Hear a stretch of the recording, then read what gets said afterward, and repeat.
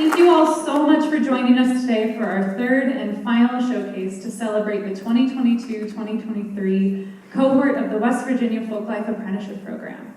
We will be discussing Appalachian storytelling traditions in West Virginia with Bil Lepp and his apprentice James Froemel.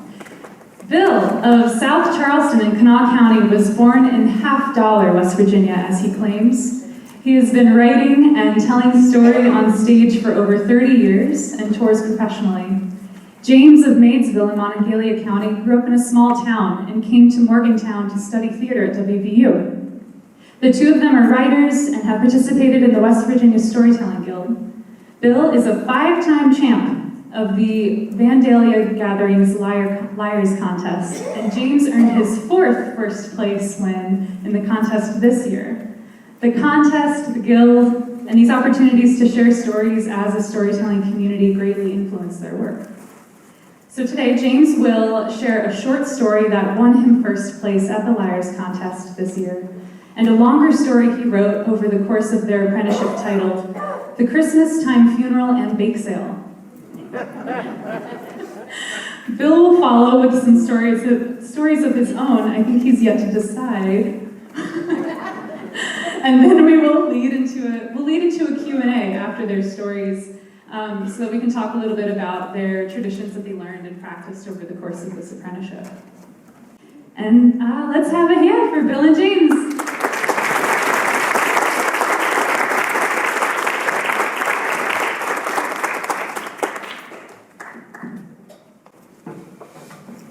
Long ago, in ancient times, just as Pangea was beginning to split and drift, sometime in the 1970s, my middle school was built, and when it was, the powers that be had decided that a middle school kid needed exactly 37 seconds to travel from their class to their locker, turn out a combination code, grab their books, get them in their book bag, and get to the next class. I like to believe this was the result of outrageous optimism. Our teachers believed we would not only grow up and become famous scientists and artists, but also professional safecrackers and Olympic athletes. The unfortunate result, though, was that you were often late to class if you went to your locker between classes. And to not be late to class, you had to carry around a book bag with all your books, which made it so thick, the process of making turns in the hallway was like driving an 18-wheeler. And that was a high price to pay to carry around a bunch of books, which, let's face it, I wasn't actually going to read. So my friends Andy, Calvin, and I, we made a decision. We would be amongst that group who'd go to our locker between each class. We'd do our best to get there on time, but if we didn't make it, oh well. And this all worked out fine until Martha. Martha had cast a spell over Calvin when we were in first grade, and he was head over heels in love with her. He would do anything for her. He would shove his hand in a bee's nest just to bring her the honey. And I know this because one time he shoved his hand in a bee's nest, and he brought her the honey. Packets from the hospital cafeteria. Now, Martha was a softball player. She was one heck of a pitcher, and Calvin, one day, hoping to impress her, he had made a t-shirt that had her team's name, Dale's Auto Salvage, across the front, and Superfan across the back. It was a cool t-shirt to have in middle school if you wanted to be ridiculed mercilessly. But it did work to get her attention. We were at our locker, we were getting our books, and Martha saw it. She said, well, Calvin, if you're such a big fan, why don't you come out and help with the snack stand at our game at 4 o'clock? Calvin was so overwhelmed by the fact that she had just spoken to him, he just stood there for a good 4 or 5 seconds. And when he came to, he realized he had to get to class. And he had to get to class on time the whole rest of the day. And if he didn't, he was going to be late. And if he got detention, he wasn't going to be able to make it to that softball game at 4 o'clock. So Calvin, in desperation, began shoving every book he had into his book bag. He threw it over one shoulder and then the other, the weight causing his legs to buckle as the corner of Silas Marner was stabbing him in the kidney. He made his way to health class. Oh, wow. He takes that first turn. He's not used to carrying such a backpack that wide, and it catches a 6th grader. It launches him into the drop ceiling where a janitor would find him days later. He makes his way down the hall, knocking kids left and right, and he's about to make that final turn to class. He's almost on time when he happens to catch, with the back of his backpack, barely even the zipper, the t-shirt of Herman the Hulk. Herman was the biggest, tallest, strongest kid in our grade, and we all feared him. There were stories, legends really, about Herman beating kids up. Now, we'd never seen him beat a kid up. We never even met a kid we beat up, which could mean only one thing. There were no survivors. When Calvin's backpack grazed his shirt, the hallway cleared out, doors slammed, the windows filled with the noses of curious sixth graders, and the only tumbleweed I've ever seen in West Virginia rolled between them. Herman pointed at Calvin and he said, "Calvin, 3:30, flagpole, punch." Calvin understood. He was to meet Herman at the flagpole at 3:30 for a fight. And that day was all the kids could talk about. When we got to lunch, Andy and I sat next to Calvin, and we were trying to kind of talk him up about it. And Andy said, "Listen, what you got to do, if you want to win this fight, you got to start mentally right now. I want you to find Herman. I want you to just stare him down." And Calvin, he looked around the cafeteria. He said, "I don't see him. Maybe he went home." And Andy said, No, he probably just went to the bathroom to shave." I said, "Calvin, listen, just be reasonable about this. You don't have to fight him. Just get on the bus and go home after school." But Calvin wouldn't hear of it. To him, he had promised his beloved that he would be at that softball game at 4 o'clock, and it didn't matter what condition he was in when we got there. Well, 3:30 rolled around, and Andy and I walked him outside. We saw there was already a crowd around the flagpole. As Calvin walked up to it, the crowd parted, and Calvin got to the middle, and he saw Herman standing there at the flagpole. And Calvin started with an apology. He said, "Herman?" Herman said, "Herman, I'd like to say that I'm sorry that I brushed you with my backpack this day." And he had a whole speech prepared. He said, "Herman, there comes a time in a man's life when he can no longer suffer the bows and arrows on Wheel of Fortune. When he must suppose them and stand tall, and I stand tall before thee, Herman, and I am not afraid." And Herman said, "Where's my ladle?" Calvin turned to us. He said, "A ladle? Well, why does he want a ladle?" And he said, "Relax. He probably just wants to beat you with it." A kid darted out from the crowd with a ladle, handed it to Herman, and darted out the other side. Herman stared up at the sun and he said, "Concessions." Calvin said, All right, Herman, I can see that you are a giant with a weaponized ladle, and I have very little chance of winning this fight. I only ask that you make my beating quick, as I have promised my beloved that I would be there to work the snack stand." And Herman said, "I'm sorry, what?" He said, "I only ask that you make this quick." He said, No, what do you mean fight you? "I don't want to fight you. I thought we were working the concession stand together. So you know I work the punch bowl. I always do." Calvin said, "No, Herman, you told me to meet you here at 3:30 so we could fight." He said, No, I clearly said, Calvin, 3:30, flagpole, punch. I remember that."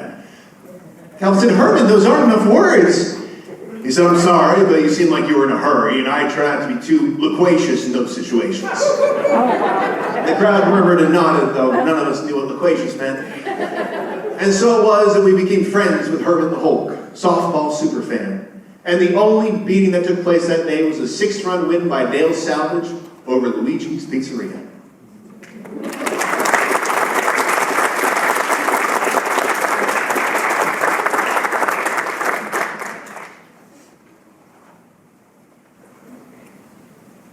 I grew up in a small town called Possum Post, West Virginia. This was the 90s, and it was a time when our Main Street was going the way of many main streets at that time. It was being replaced by malls and box stores until this once bustling center of commerce and capitalism struggled to hold on to more than just a few key stores. We had a hardware store, we had a pawn shop. Way down at one end, there was a bookstore of a certain variety.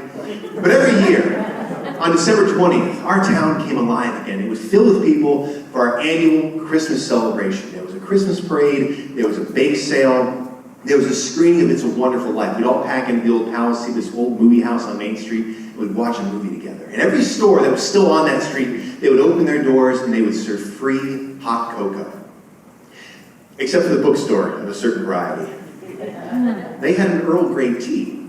But as kids, we loved to go to this parade, and we loved everything about it. And as we got to be slightly older kids, we got to be in the parade. Heading into middle school, my friends Andy and Calvin and I, we finally made the cut for our middle school marching band. Now, of all the kids in our school, only those who signed up got to be a part of this prestigious group. And only those who signed up late were assigned to play the sousaphone.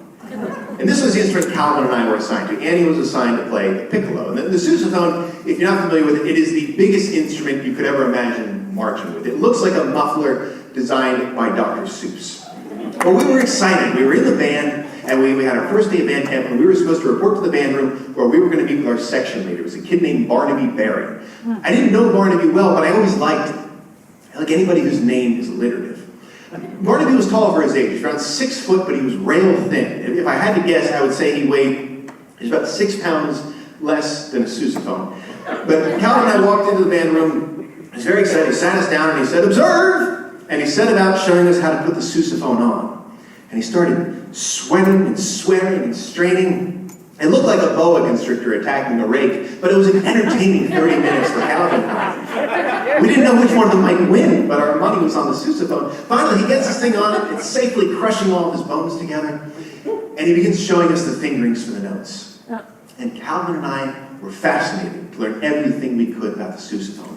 And Barnaby was fascinated that two people who had survived for this long on Earth could be so confused by just 3 buttons on one instrument. Luckily, his impending nervous breakdown was interrupted, and there was a knock at the door. I went to answer it, and there stood Mary, the leader of the piccolos, and she had Annie with her. I said, "Hello, Mary." She said, "Hello. Annie is no longer going to be able to play the piccolo." I said, "Okay." She said, "We think it would be best if she were with you all in the sousaphones." And I looked over to our section leader to check on this, but Barnaby was just standing there staring. He was just completely out of this world. So Mary kept talking. She said, "You see, Annie has done something to her fife, so that it will only play very, very high notes." I said, "Okay, but isn't that the exact thing the piccolo is supposed to do? I don't see what the problem is here." And no sooner had I said that, there came a rumble in the corner of the hallway. And there on the bed came about 30-odd bloodhounds and every stray dog in town barreling down the hall wondering who the heck had called them. And so I said, "Of course, we'd be happy to have Annie amongst the sousaphones." Annie stepped into the room. Mary stepped back into the hallway where she was immediately swept onto the backs of 30-odd baying bloodhounds and every stray dog in town as an accidental crowd surfer. And I, of course, helped by closing the door. It was getting kind of loud out there. And we went to check on Barnaby. I eventually got him to come to, and he said, "How did I do? Did I say anything stupid while Mary was here?" And Annie said, "No, you didn't say anything stupid. Your face, it said it all for you." Barnaby sank down into a chair, and it was clear that whatever had just happened there was going to take precedent over our sousaphones. So we got to talk about Barnaby, and by, he came around to tell us how he had fallen in love with Mary years ago, and his biggest hope that year was that he would ask her to the winter ball. But he hadn't been able to bring himself to do it. And I know, before you go judging Barnaby as a coward, though, I want to remind you how high-stakes relationships are in small towns. In a small town, you have history with everybody. And that girl you want to ask to the dance could be the same girl you were sitting next to the day you wet your pants in 2nd grade, rather than get up to go to the bathroom because you didn't want to miss the exciting conclusion of reading Rainbow. That happened to a friend of mine that I used to be. High stakes as it was, asking Mary out. There was no doubt these two were made for each other. If they went to the dance, someday they might start dating, and then he might propose marriage. And to propose marriage, he would have to ask her if he could make her a very merry, Mary, Berry, Schmerry, Berry, become Mary Berry. And their love story would forever be told as a tongue twister before community theater productions in Possum Post. So we promised our section leader right then and there that we were going to help him win the heart of Mary.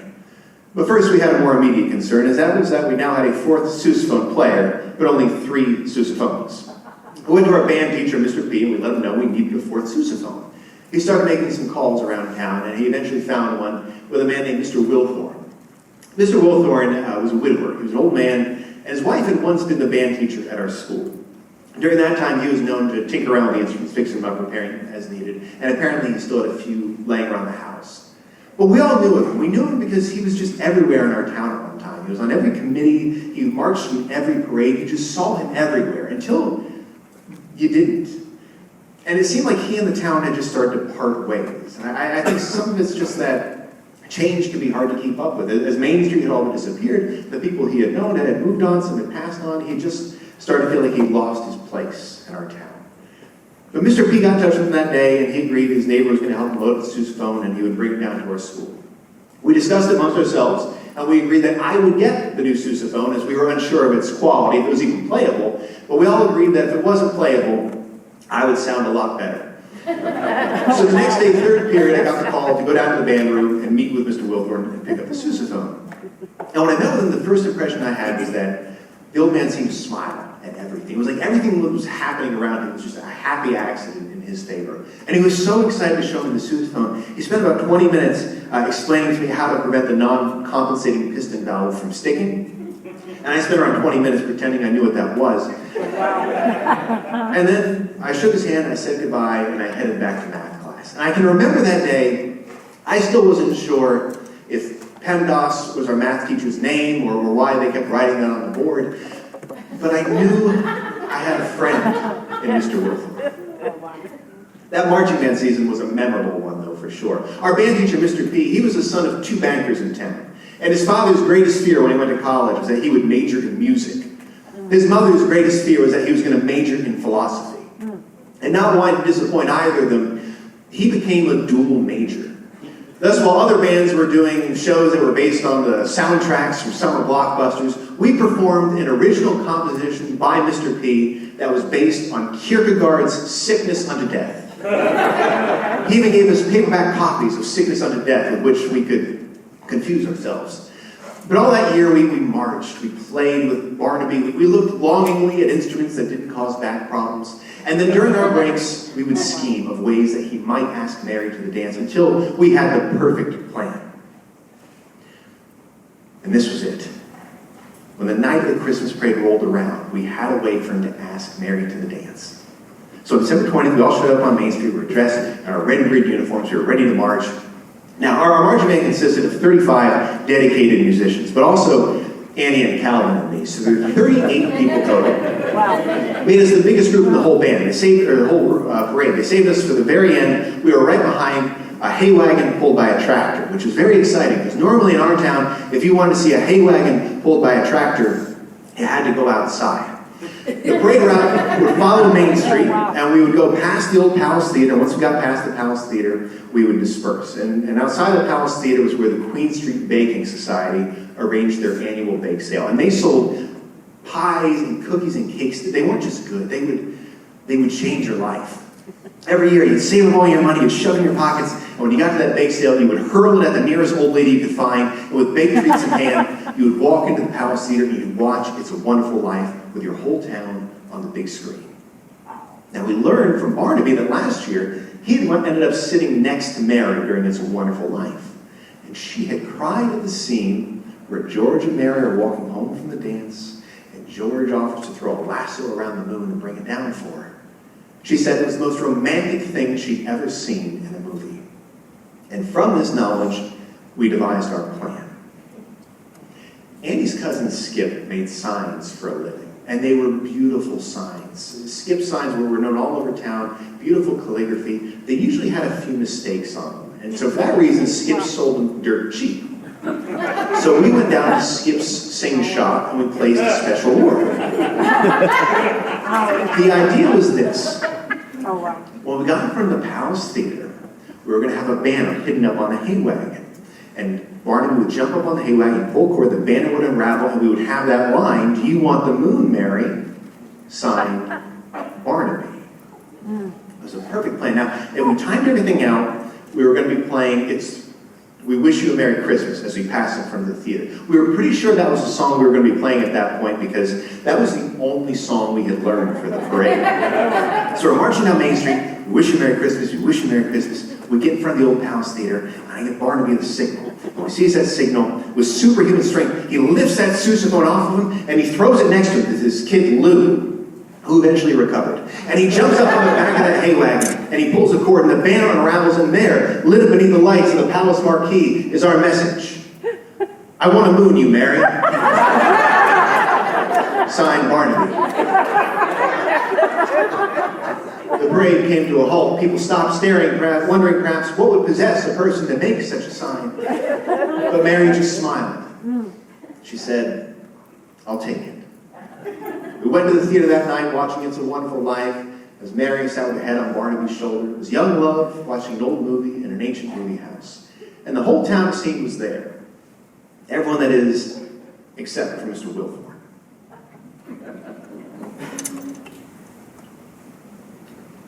Well, it wasn't long after that, or actually a few months after that, I'd say.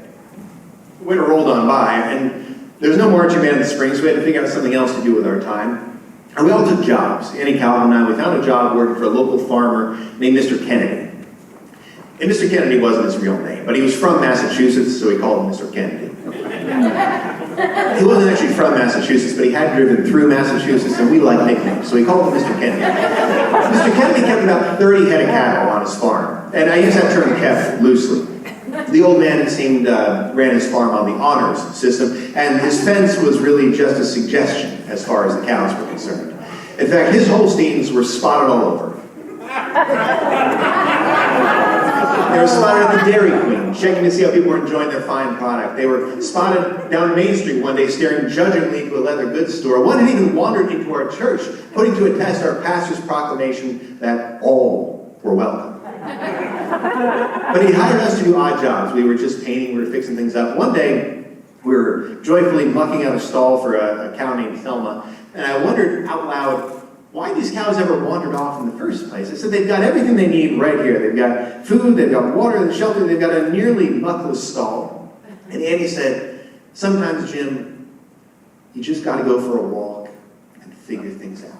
And not long after that, Mr. Kennedy came rushing in, and his cows had gotten out again. He said, can you help me come find them? He said, sure. We piled in the back of the truck. His cow had been spotted last seen out on this mountain, which was near where Mr. Wilthorne lived. So we rode in the back of the truck all the way out there.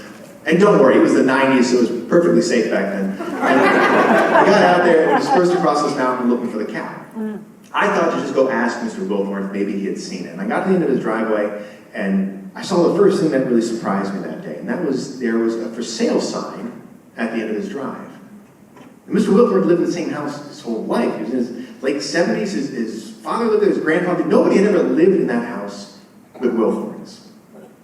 I got to the top of the drive, and I saw the second thing that surprised me, and that was Mr. Wilthorne was right there sitting on his front porch in a rocking chair. He had a cup of coffee and a biscuit, and he was standing about 5 feet from the missing cow who had walked up onto the porch, and it looked like they were deep in conversation, but I was at least 54% sure that wasn't possible.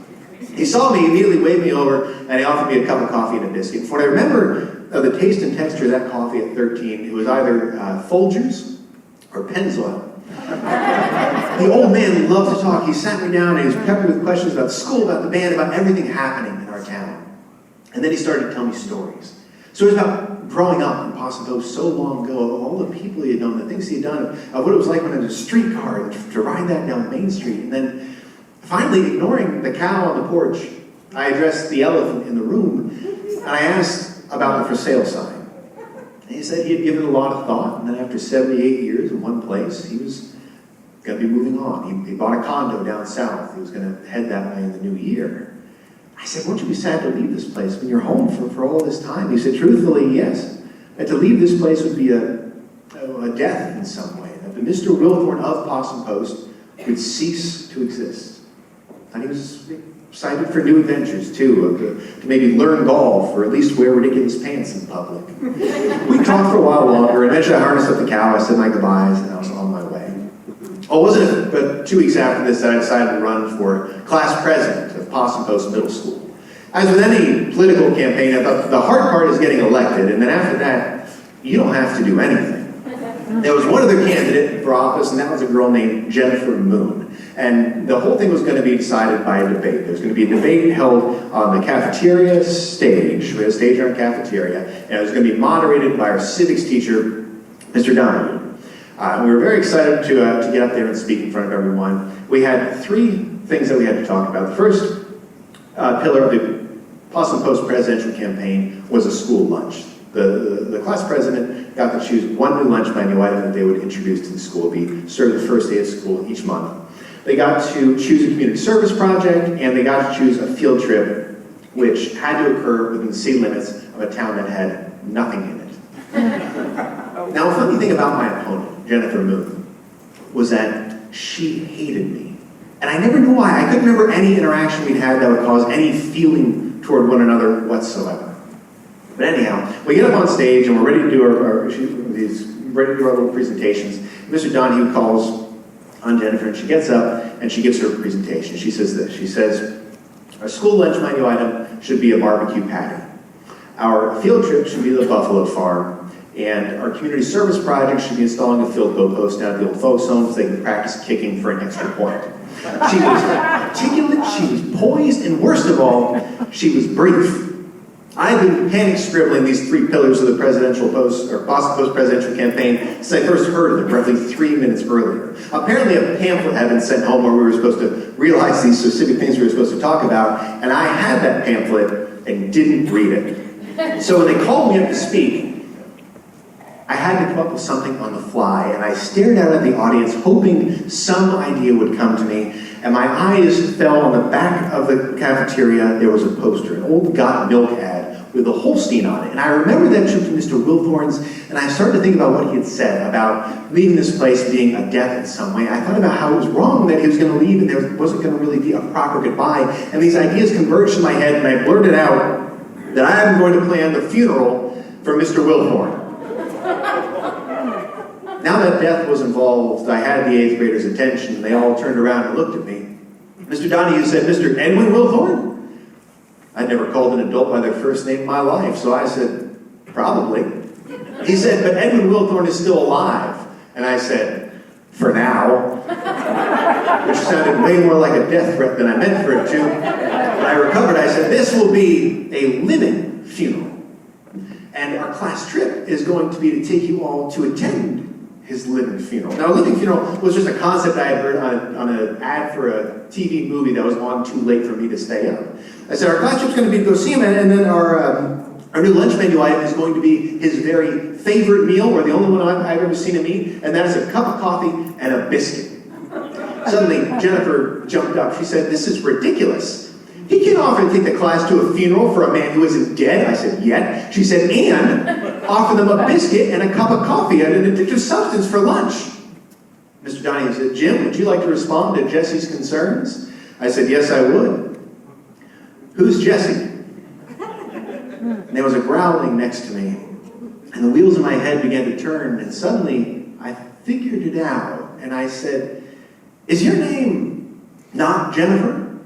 And she said, "No, you keep calling me Jennifer. For years you called me Jennifer, and I keep correcting you. I keep saying, it's Jesse, it's Jesse, it's Jesse." I said, "Oh, I thought that you thought that my name was Jesse."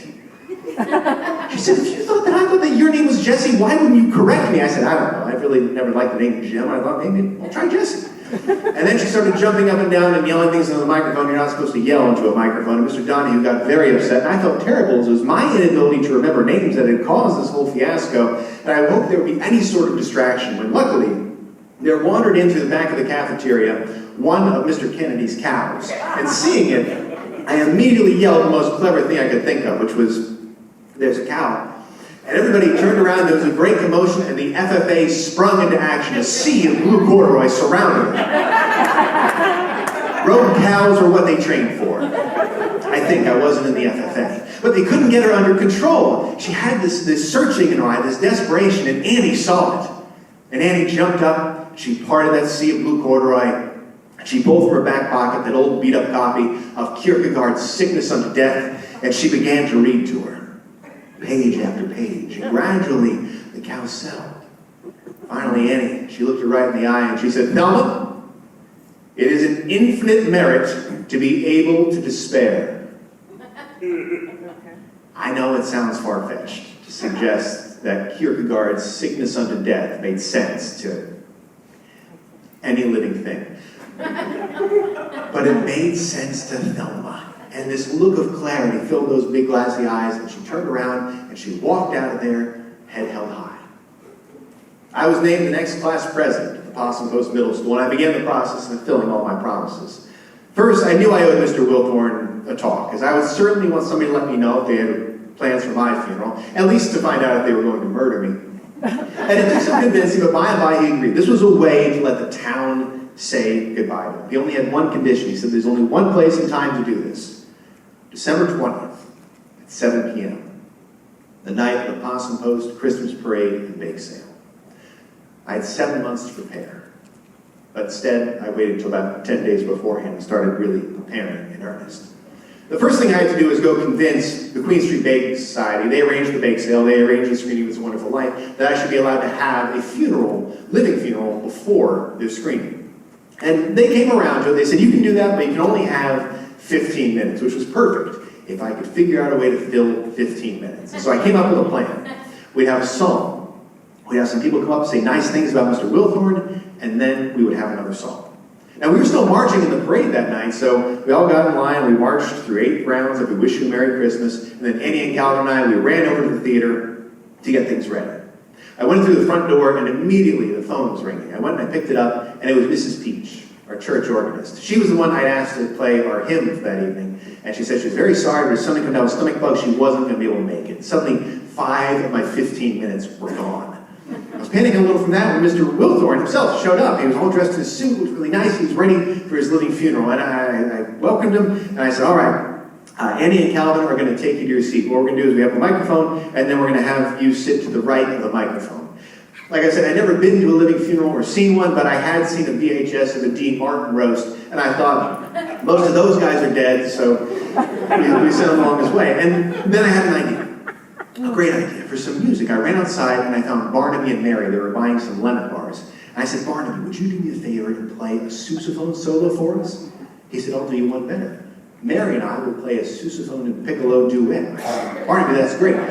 Do you know how great thou art? And he said, well, thank you, Jim. I think you're swell too. I said, the hymn, Barnaby, the hymn. And he said, no, I'm afraid there's really a pretty limited repertoire when it comes to sousaphone and piccolo arrangements. I said, whatever the two of you know that will fill 5 minutes, that is the song I need.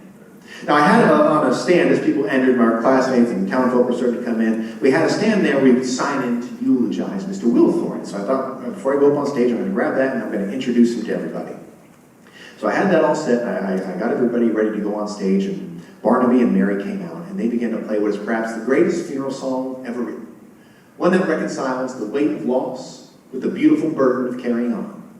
They played Turkey in the Straw for a solid 5 minutes. I went back to check on our eulogizer sign-in sheet toward the end of it, and it was still empty. And now I was beginning to panic. I grabbed the book and I ran back and I found Annie. I said, Annie, this might be a disaster. I said, nobody signed in to speak. There's so much to say about this man. There's no one to say it. And I don't know what to do. And Annie said, well, what about him? And I turned around and there was Mr. Wilthorn. He said, Jim, this whole thing is just swell, and I hoped I might have a few words with the town, if I might. And so we let Barnaby and Mary know. They stepped back, and Mr. Wilthorn stepped to the stage, and he said all he could say of life spent in a small town. I've seen the same people day in and day out, of doing the same thing every Christmas, of being a part of something. He said, it's been real neat. And then one by one, members of the audience got to their feet, and they began to say their piece. They remembered small kindnesses and little moments that added up to a big life lived in a tiny town. Jennifer Moon got up. Jessie Moon got up, and she said, you always say hello to everybody and you call them by name. And it was super sweet, even though she was staring daggers at me when she said it. Mr. Kennedy got up and he said, every time my cows got lost and they went to find you, they always came home seeming more at peace with themselves. Mr. P said, anytime when I was a student and I wanted to talk to somebody about philosophy, you'd sit there and you would listen to me and you would smile and you would nod. And that's really the best anybody can do when someone talks to them about philosophy. And on it went. And what I mean to tell you is in that moment, we seem to remember the community that we were. Now, It's a Wonderful Life, while a fantastic film, is roughly 9 hours long. And so we knew that we had to wrap things up. I gave Mr. Wilthorn the signal, he stepped back, and Barnaby and Mary came out to play another round of Turkey in the Straw. And this time as they played, Mr. Wilthorn began to clap. The audience began to clap and stomp. And it was this wonderful moment of unity, and the song sounded beautiful, except that there was something different about the note. And I remembered seeing Mary pick up a piccolo from the back, and I remembered briefly seeing a name etched on it. And I realized Annie's piccolo. It was a barking that I was hearing.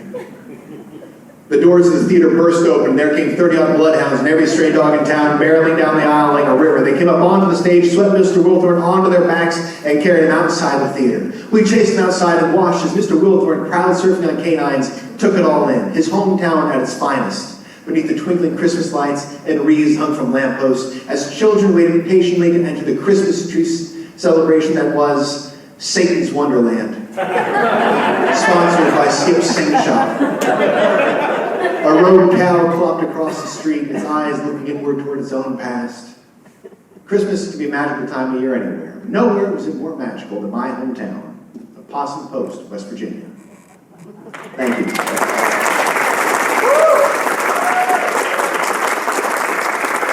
Please welcome Bil Lepp.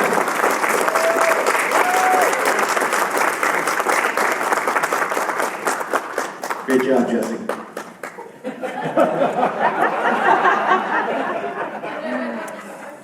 My worst Christmas ever started the year before.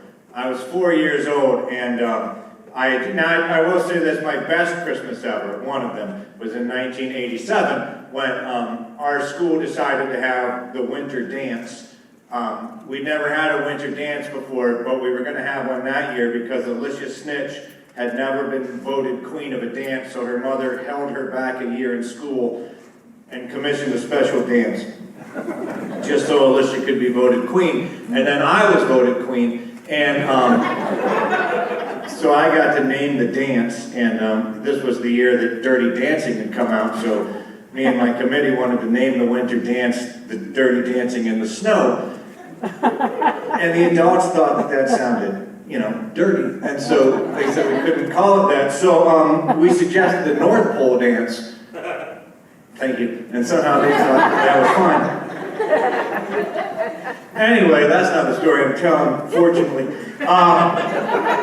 When I was 4 years old, for the first time in my life, I noticed that my dad had a bald spot on the back of his head. It was just after Christmas. And I said, Dad, how'd you get that bald spot? And he said, well, on Christmas Eve, I heard noise on the roof. And I stepped outside to see what it was. And just as I walked out from underneath the carport, I felt something lick the back of my head. And I turned around, and there was Rudolph. He had licked the hair off the back of my head.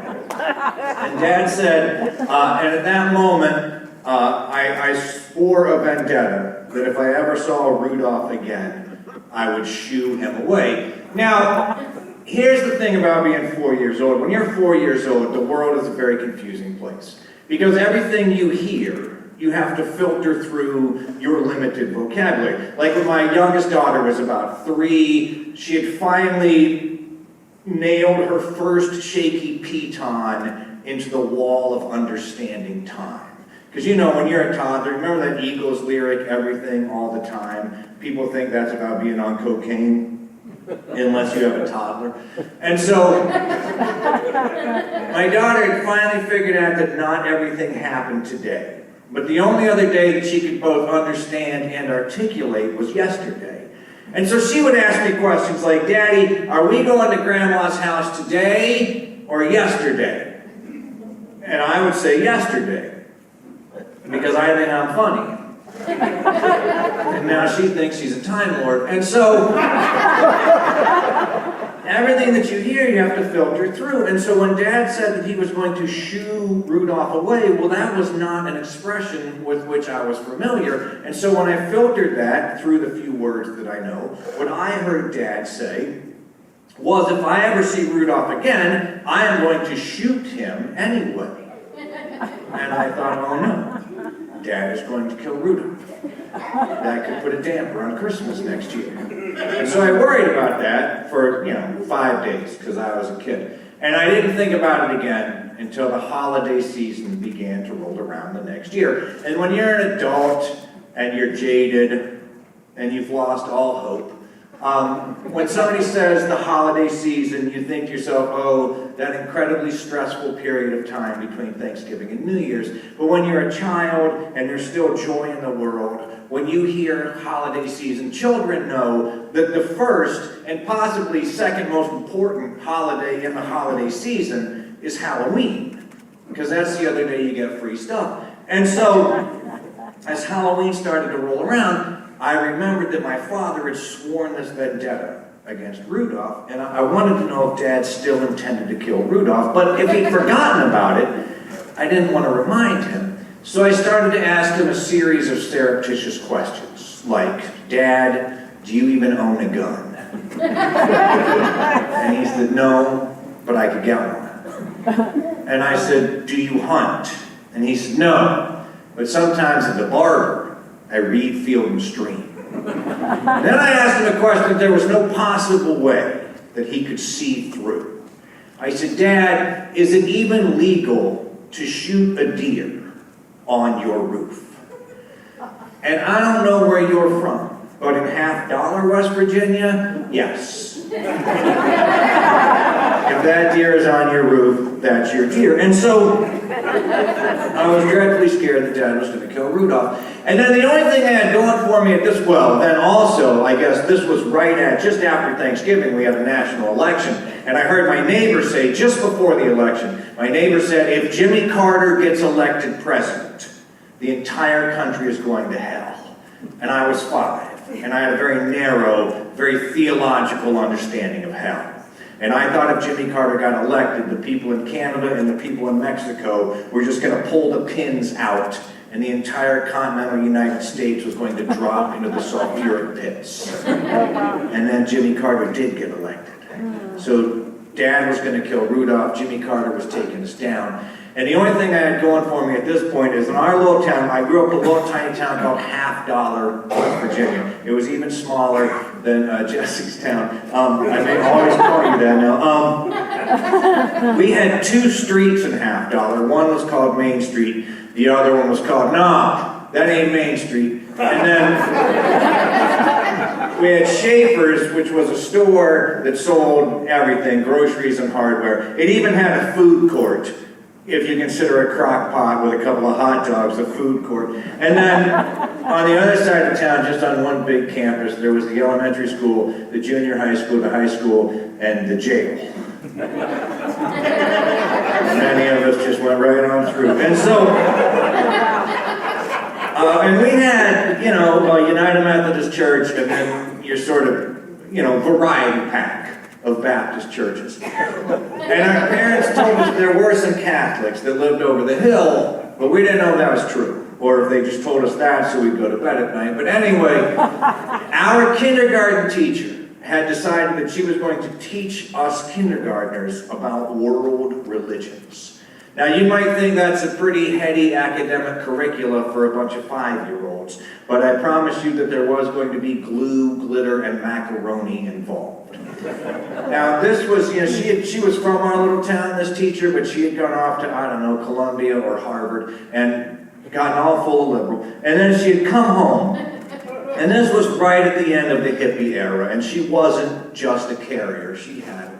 And so she decided that she was going to teach us about world religions. So we were going to learn about Islam and Judaism and Hinduism and, just world religions. And we were going to make a menorah, and we were going to make a felt Santa Claus Christmas tree ornament. And her heart was in the right place. Like when we were studying Islam, we learned about how the Muslims for 40 days during Ramadan, they fast during daylight hours. And so that we could know what that felt like, one day we skipped snack.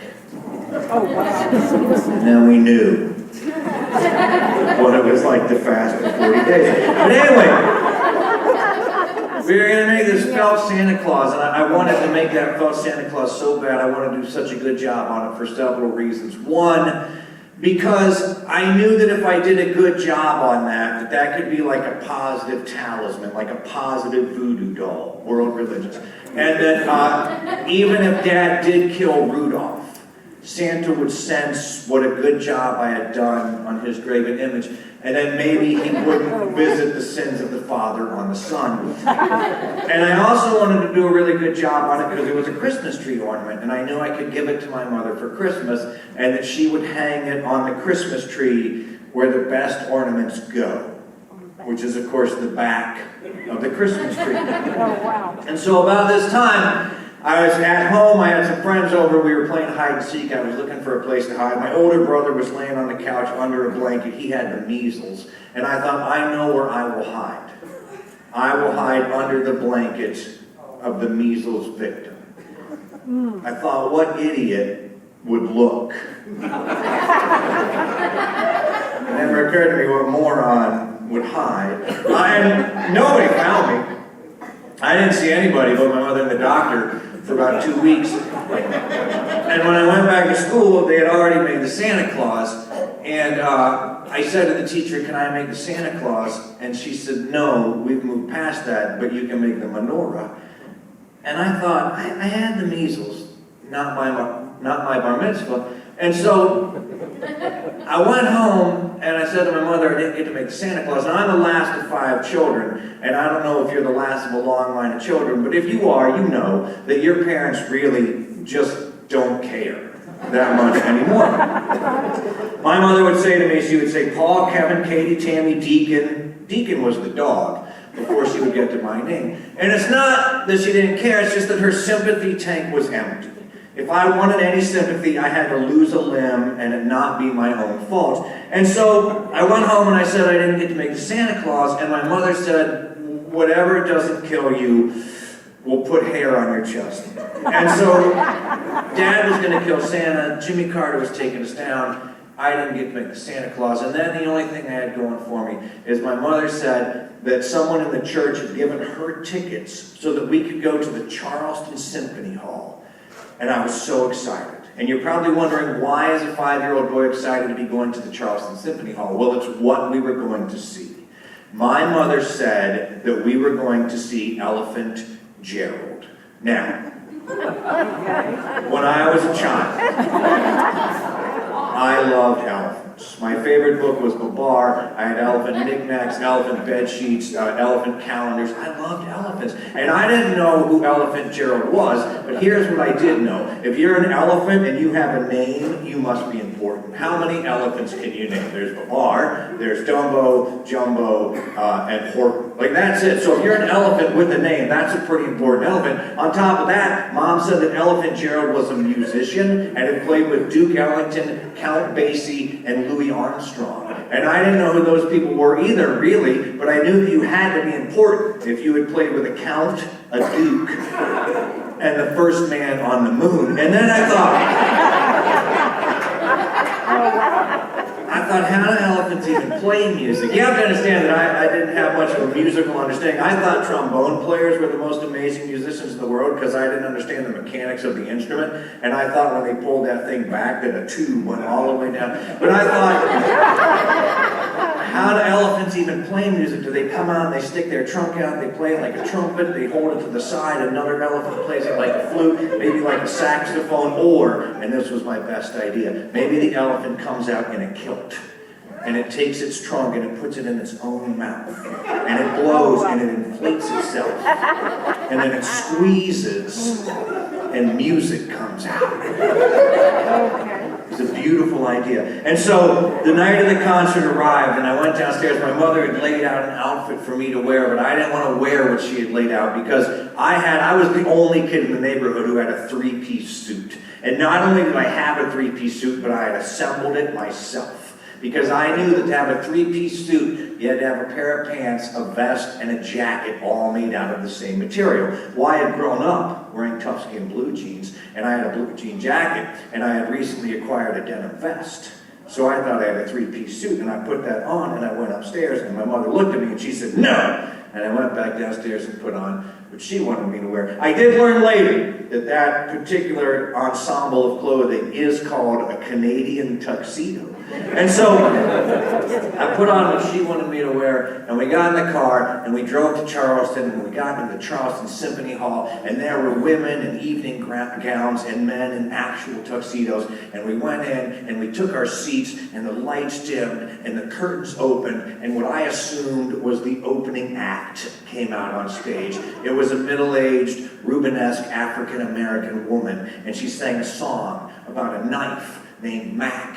And when she was done, I turned to my mother and I said, where's the elephant? And my mother said, shh. And then she sang another song. And I said, where's the elephant? And I was getting more and more panicked as each song ended. And people around us were starting to get annoyed with my behavior. And so they were looking at my mother, because this was in the days when we got, we were embarrassed for other people's children instead of other adults' behavior in public. And then And then she sang Tisket a Tasket, and then she sang Sleigh Bells, and then the curtains closed, and we were in the car, and we were on the way home, and I was in the back seat crying the way that only a child can cry. I wanted to see the elephant. And my parents were like, what is wrong with you? I wanted to see the... And they were like, what elephant? And I said, Elephant Gerald!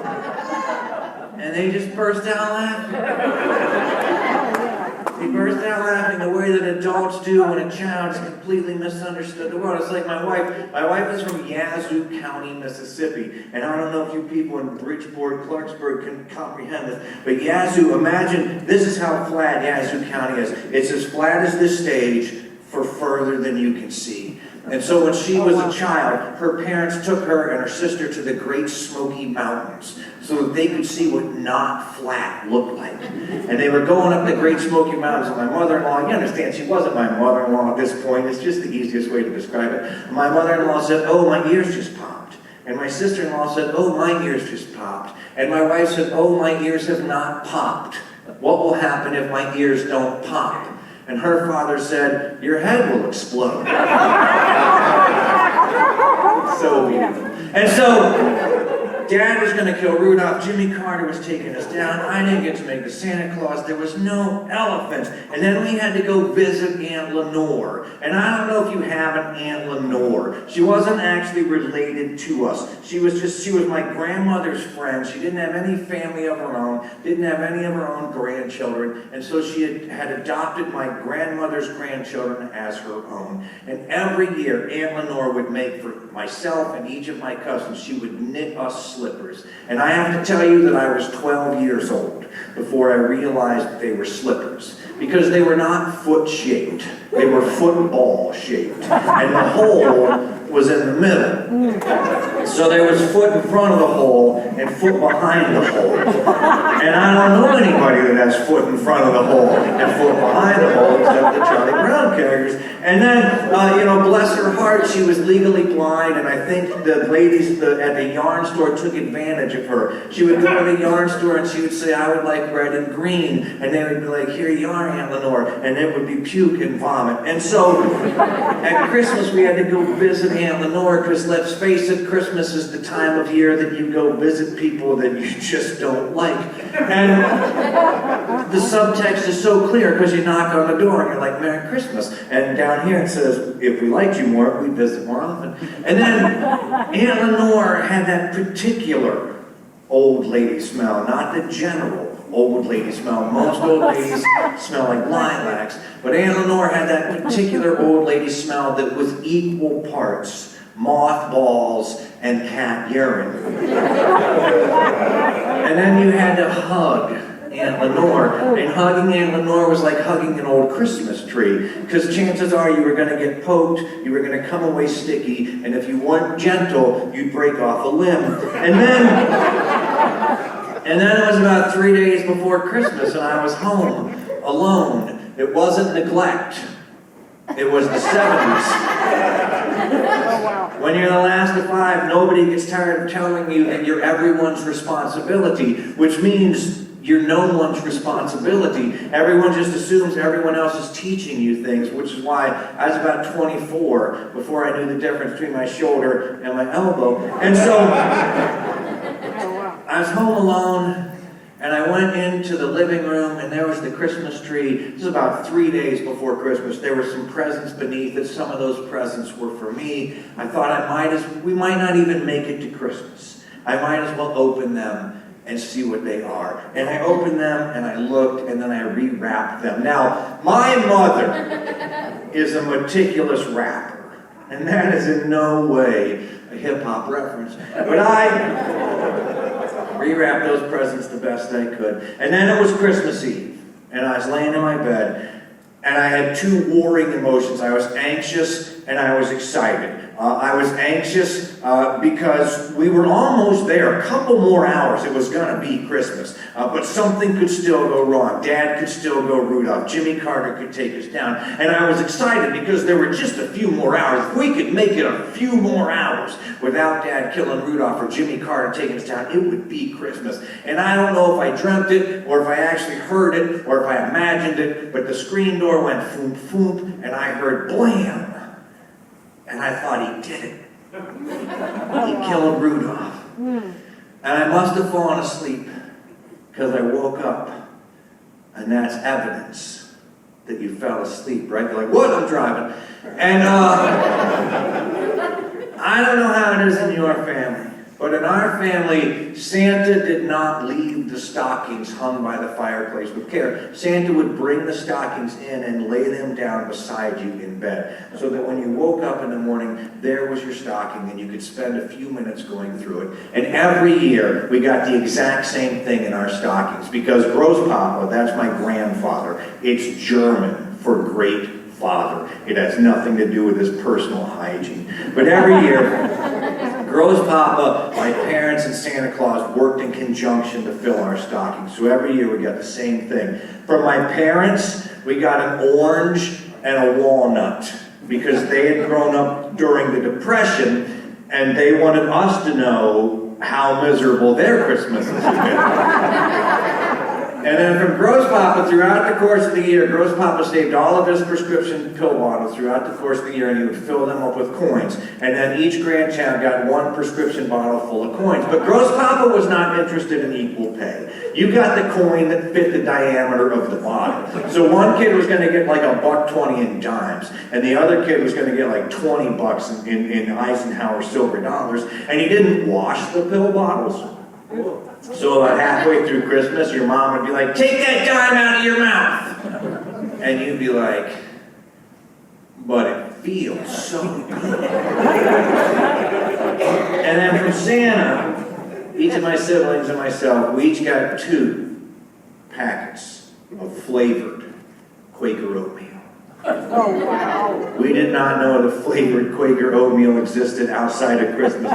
So every year for Christmas, in our stockings, we got 1 packet of maple and brown sugar and 1 packet of apples and cinnamon, and that would be our Christmas breakfast for myself and my siblings. Now, until I was about 11, I wet the bed. Okay, not continuously. I got some other things done. But that night, I wet the bed. So when I awoke, my oatmeal, had already begun. And that was awful, because that was supposed to be my Christmas breakfast, which meant when, nobody was looking, I was going to have to switch that with one of my siblings' oatmeal. And then I went upstairs, and we opened our presents. And some of them weren't what they were supposed to be, and I know what they were supposed to be because I opened them 3 days ago. One was supposed to be a basketball, but now it's just a pillow wrapped up with duct tape. And the other one, I don't remember what it was supposed to be, but I clearly remember saying, this isn't supposed to be a 12-ounce can of mixed vegetables. And then I had to learn a valuable lesson. And let's face it, Christmas Day is no day to learn a valuable lesson. And so that night, as I lay in bed, I tell you what I was thinking. Well, I tell you what I wasn't thinking. I wasn't thinking to myself, yes, this was a bad Christmas, but your worst Christmas is probably better than most people's best Christmas. And I wasn't thinking to myself that I should be thankful that I have educators who want to expand my mind, that I live in a family that looks for the marginalized people on society and brings them in so that they can feel like they have a place in the family and in the world themselves. I wasn't thankful that I had food to eat and a family that loved me when they remembered me, and a roof over my head, and a nice, safe, warm bed to pee in. I wasn't thinking that because I was 5. What I wish I'd been thinking, and there was no way I could have articulated this at 5, but what I wish I'd been thinking is that almost all of these problems occurred because I misunderstood something. And I bet 92% of the problems in the world happen because we misunderstand things. And a lot of times, it's deliberate. We see somebody coming toward us and we think to ourselves, I'm not going to listen to what that person says. I don't care what that person says because I don't like the color of their skin. I don't like who they worship. I don't like who they voted for. I don't like who they love. I don't like how they identify. I am not going to listen to a word that person says. But I think that if we took like 5 minutes out of our day and actually listened to other people, tried to understand, not agree with, but just tried to understand where other people are coming from, that maybe we could solve 82% of the problems in the world. But I wasn't thinking that, because I was 5. What I was thinking was, this is the worst Christmas ever. The end. All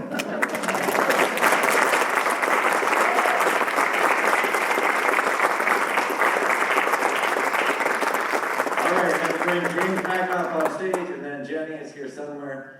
And we are going to facilitate a question and answer period. Let's have another hand for the two of them.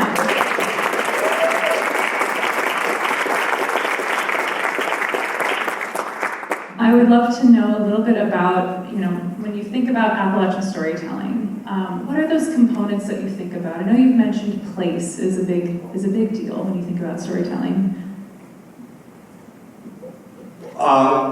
One of the first things that I think comes to mind, and neither of us do this, but a lot of the traditional tales that have been passed around Appalachia, all of Appalachia, for as long as Appalachia has been settled by European people, are the Jack tales. And so, Jack from Jack and the Beanstalk, those stories have come over. I think they started in the 1540s or something like that, and they came over to America through the British colonizers. They also went out, if you go anywhere in the world that the Britons colonized, you'll hear Jack tales. And the interesting thing about them is they've been adapted to fit the culture where they are. So the original Jack tales had to do with kings and queens and princes, and by the time they got here, it was the sheriff or the mayor or something like that. So they get adapted. But one of the reasons I think Jack tales survive so long in Appalachia, or maybe it's the other way around, is that Jack never brags. And one of the very first things I learned in my Appalachian Studies course from Dr. Carr at West Virginia Western was that Appalachians don't brag. We do brag, we just do it real subtly. And Jack is good at that because Jack's kind of a bumbling idiot. And he goes out into the world, there's some kind of problem, and the first thing Jack does is he's generous. He meets the little gray man or the little gray woman, and she says, do you have anything to eat? And Jack doesn't. He has half a crust of bread and a pint of milk, and he says, I don't have much, but I'll give you half of what I have. And so he does that, and then through that, he gets the magic amulet or the magic spell that helps him solve all the problems. But he's still kind of a bumbling fool, and yet just through his own perseverance, often manages to solve the problem. And I think that a lot of Appalachians, I think that we identify that in ourselves. We might not be the smartest people in the world, but we're persistent and we're kind. And so I don't know if we learn from the stories or if the stories learn from us, but that's certainly one of the foundations of Appalachian storytelling. Yeah, are there examples in your stories too that you can? Yeah, and working on the story with Bill, I remember talking about kind of how this was going to be in this small town, and Bill talked about the importance of just knowing where everything is in that town. And between the Jack tales, when you're reading those, you start to get a sense of this setting, and that's where all the adventure has to happen within this particular location. But creating Bill and I both now have kind of these fictitious, or very, very real places. You're really more now, don't you? Oh, yeah. Yeah. And thinking about, what's in there, what is this community like? If it's a small town, what are the interconnections? How does everybody get to know each other? And then I think as you build this place, and as you start to tell a lot of stories that are located in a place, you start to meet characters along the way that even if they're not in the story, just knowing that they own this shop down at the end, like Skip Singh's shop, I wrote for a story 5 years ago that he had a sign and trophy shop. That always made mistakes and caused other mayhem. So just knowing that you have these places that you can always go to and you can figure out what adventures would happen if you were really in that place. but focusing just on the community aspects that you find, I think, in every town in Appalachia. I remember you told me when we had our interview earlier about the Liars contest at the Vandalia Gathering. Who's not allowed to sign up? Right. Well, the contest was started in 1983 by Dr. Ken Sullivan, who at that time was editor of Golden Seal magazine. And he started, it's part of the, if you've been to the Vandalia Gathering, you know it's just this huge, mostly music festival with banjo contest and fiddle contest. And then the Liars contest is in the State Theater at the Culture Center, and it seats 400 people, I think. And it's a really subjective contest. Bonnie Collins, who didn't live far from here, was one of the original judges, and she whispered to me one time, anyone named Lepp's going to win the contest, which I thought was great. And but Ken said that when he pitched the idea originally, he had to promise that it would be an amateur contest only, and that therefore no politicians would be allowed to enter. But then, the first year that I won, I served 4 years as a United Methodist pastor, and the first year that I won, a Presbyterian pastor won second place, and another Methodist minister won third place. So they did consider bringing clergy as well after that. And then somebody said to me one time, how do I justify being a pastor and a champion liar? And I was like, look, half the disciples were fishermen. So, but the Liars contest has been a really important aspect in West Virginia storytelling. So it started in 1983, and for the first 3 years, nothing against these guys, but there was a guy that told stories about Maine, and then a lot of stories that weren't about West Virginia. They were tall tales, but they weren't West Virginia centered. And in 1986, my brother Paul told his first story at the Liars contest, and this was soon after, remember when the DC-6 tried to land at the airport in Charleston, it was carrying marijuana, and it went off the edge of the runway, and so the smuggling operation was busted. And then the state police burned it, and the airport is above Charleston, and the wind just, but anyway, so my brother Paul wrote a story about how he was fishing at the Marmot Locks. It's one of my favorite lines. The night was a fisherman's dream. There were fishermen lined up and down both sides of the Canal River, and they all had their Coleman lanterns, and their lanterns were lit. And most of them had Coleman coolers, so most of the fishermen were lit. And so this airplane is coming in just as he casts with the monster stick, and he accidentally snags the airplane. And then he has to dodge every bridge on the Canal River, and then going up the Elk River, and he names every one of them. And then he lands the airplane, which he feels pretty proud about, but then the line breaks, and that's when it crashes. So he told that story, and then the next story, he told a story about the New River Gorge Bridge, and the state animal, state bird, state flower, and state fish of West Virginia. And so after those 2 years in the Liars contest, it became imperative that if you were going to win, your story had to be set in the state of West Virginia or have something to do with West Virginia. So ever since then, I mean, since 1986 or 1987, I don't think anybody has won the Liars contest whose story wasn't at least based in West Virginia. So that really changed the culture of that. But another fascinating thing about the Liars contest is the National Storytelling Festival, which is sort of the Broadway of storytelling, has been going on in Jonesboro, Tennessee since 1972. And I was the first West Virginian featured as a featured teller at the National Storytelling Festival. Now there's been, I think, 5 of us, but every single West Virginia storyteller has been involved with the West Virginia Liars contest. So the idea was to perpetuate the art of storytelling in Appalachian culture, and it was really, really successful. And of course, it brought you and I together.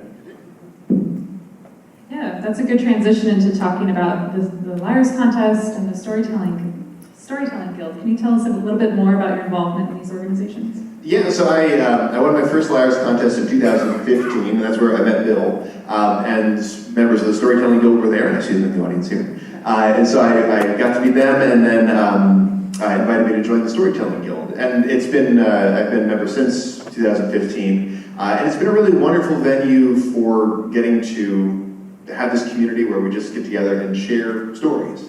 A lot of times stories starting out, you need just that really receptive people, but also people who are in the craft themselves. And I think that's one of the really nice parts of every folklife tradition, is that people are really welcoming about bringing in new membership and kind of bringing you up from the ground up. So I'm really fortunate to have got to tell stories with some great tellers through that, and to hear some great tellers through that as well.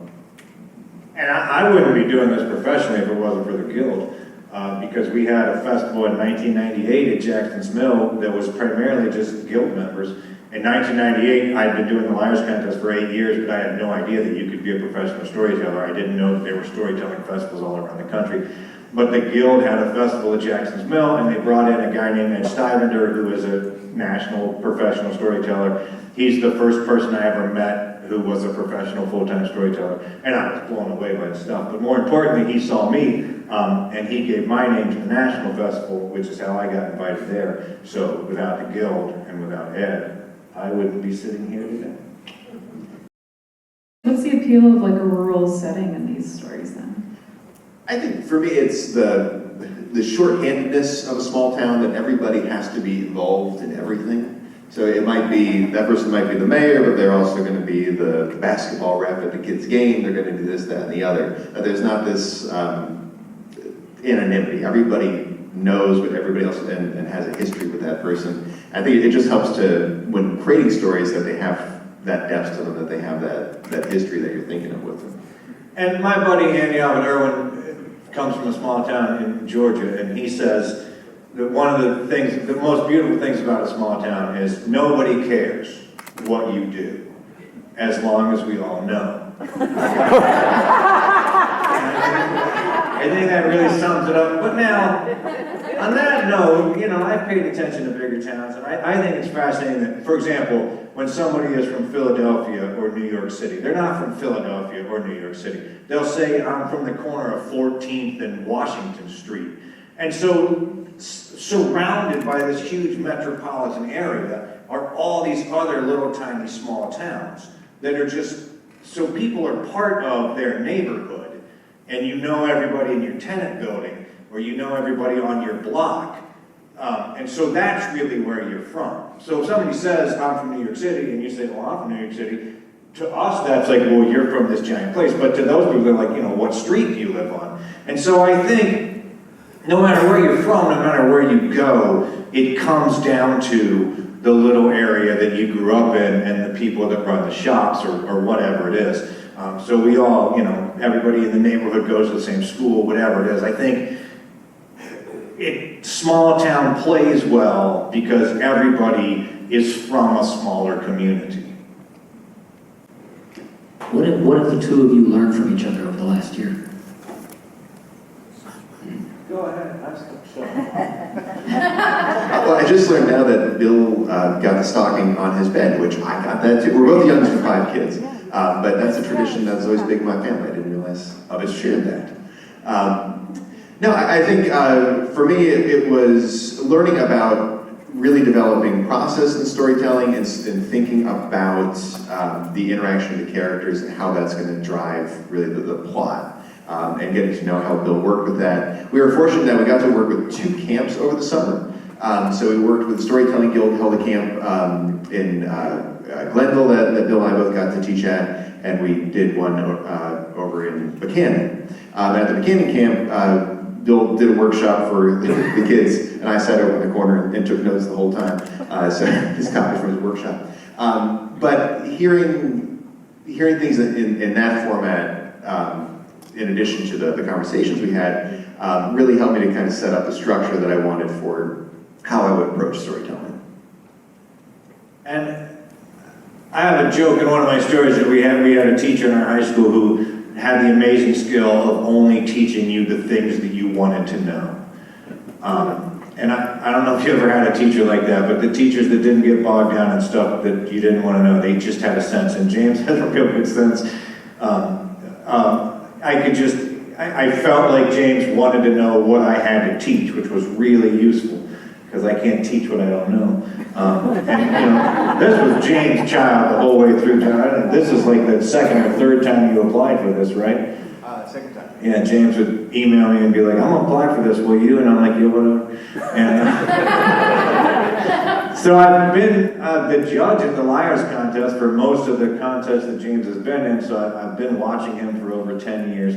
and I've watched his style improve and grow and go from something that we all did at the beginning of the Liars Contest. I did it with my brother's stories, James did it with the stories between me and when he came along, and that was kind of watch what won the last 2 years and make a story that fits that mold. And then through maturing and going through more Liars Contests and then through this whole process, just seeing James's own style develop and own way of looking at the world. Because part of what we're doing when we make up these stories and when we tell them is projecting how we want the world to look. And so it's been real neat to see what James, wants the world to look like. Bill, in his workshop, he talked about starting with this kind of base reality that everybody shared in and bring the audience in with that. So I start mine with, I started the story today with, grew up in a small town and that Main Street was kind of going away. And a lot of people have experienced that. You start with this world which is very realistic that everybody can kind of latch onto. So yes, I share that experience. And then moving on from there, you really can have all the liberties you want. And I think one thing that surprised me in storytelling, and a lot of it came from listening to Bill, was how far I would go with him before I went, oh, it was a lie from the start. Like, Bill does a story about being on an airplane and having a conversation with the stewardess, and then at one point gets out onto the wing. And you realize like how close he is to getting out mid-flight and going and fixing a plane wing before you go, oh, this didn't happen. But because you're eased into it with this is our reality, these are things we share, and then the audience starts to pick up on that and share that experience with you, that they'll go a lot further with you, I think, than I realized starting out. Yeah, I mean, I grew up in a family where everybody told stories all the time. That's how we communicated with one another. And we weren't telling jack tales, we weren't telling fairy tales. People would just Gross Papa would just tell us stories about how he grew up, and then all my uncles and aunts would chip in, and the cousins. And so it was just established very early on that you could say anything you wanted in a story, and it was up to the listener to decide what was true. So, it's when you tell a story, I think one of the things you need to do, and I think all good story is a conversation, and that's because of the family that I grew up in. So that's why James and I want the lights on when we talk to you guys, because we want to be able to see you and see your facial expression. If you're understanding what we're saying, if you look confused, and we realize we're taking something for granted, and we have to go back and maybe drop a few lines to explain. So even if I'm the only one talking, I'm still having a conversation. So I'm thinking about what I'm taking for granted. So if you're sitting with your sister and you say, remember the time Aunt Bridget drove her car off the bridge into the river, drove the Buick off the bridge into the river. And then your sister says, that wasn't Aunt Margaret, or whatever I said, that was Aunt, I don't know, Juanita. And then somebody else says, that wasn't a Buick, it was a Cadillac. And then your little niece says, which aunt is that? And so then you have to stop and explain that. So everybody's working together to tell one story. So when I'm putting stories together, I'm thinking about what I'm taking for granted, what's not going to be clear to the audience. Then you have to know why you're telling the story and be confident in it. I think those are the two most important things. If you know what you're trying to say, you'll get there eventually, which I'm proving, I think, the opposite of right now. And, but if you're confident that it's good, then people are going to respond to that confidence. If you sound nervous or scared, then they're going to pick up on that and be nervous and scared with you. Please have another hand for